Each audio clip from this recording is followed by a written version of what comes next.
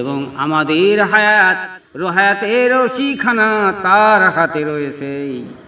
যখন হায়াতের রশি ধরে টান দিবি, তখন এক পলকে ভবের জমিদারি ছেড়ে চলে যেতে হবে।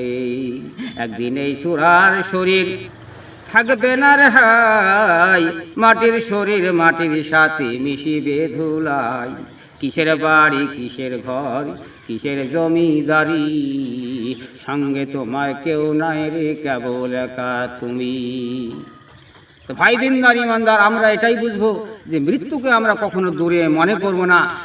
আমরা তো সাল্লামের মতো একজন বিশিষ্ট বাদশাহ, যিনি মশেক মগরিব থেকে যে বেলা ওঠা উদ্ভাসিত থেকে ডোবা পর্যন্ত এর মধ্যে আল্লাহ তাআলা তিনাকে বাদশাহী দান করেছিলেন।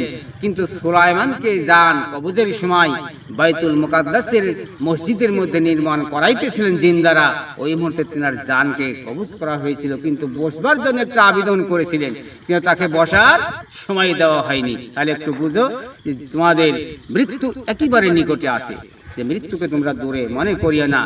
খারাপ কাজ থেকে বিরত থাকুন, ভালো কাজের দিকে অগ্রসর হন। এ পর্যন্ত আমার বক্তব্য আজকে।